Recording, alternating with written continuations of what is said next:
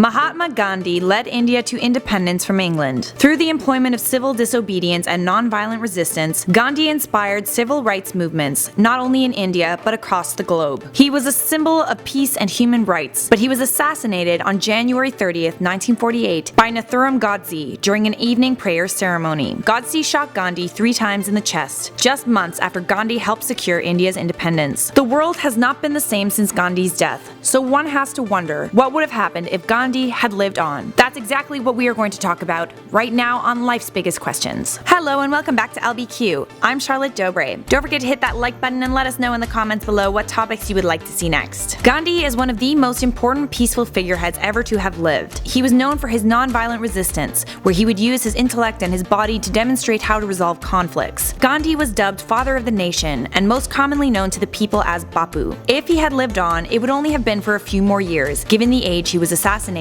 He was 78 years old when he was murdered. After India was granted its independence, Gandhi showed signs that he wanted to get out of mainstream politics and concentrate on the social problems of society. Still, if he had lived on, he would have played a role in forming India's first government. That being said, even though Gandhi was a popular political figure, his ability to govern was limited, especially given how old he was. Gandhi spent his final months spinning and fasting. He would spin wool with a spinning wheel every day for 1 hour at 4 p.m. At the age of 76, Gandhi embarked on a new career as a doctor. He had no license to practice, but was seeking a nature cure. He often regarded spinning as a cure for all, so perhaps he would have lived out his remaining years as simply as possible. It is difficult to know how his last years would have been. Knowing Gandhi, he also would have tried to help humanity as much as he could have in the limited time that he had. One thing that can be assumed is that if Gandhi had not been assassinated and lived through the late 40s and 50s, he would have helped heal the relations between India and Pakistan. India and Pakistan have been bitter enemies throughout history and continue to be to this day. In January of 1948, Gandhi completed a fast from the 13th to the 18th for the purpose of raising awareness for the rights of minorities in India and Pakistan. Gandhi had also planned to visit Pakistan just days after his assassination took place. He famously said, "When my work here is finished, I shall go to Pakistan." But unfortunately,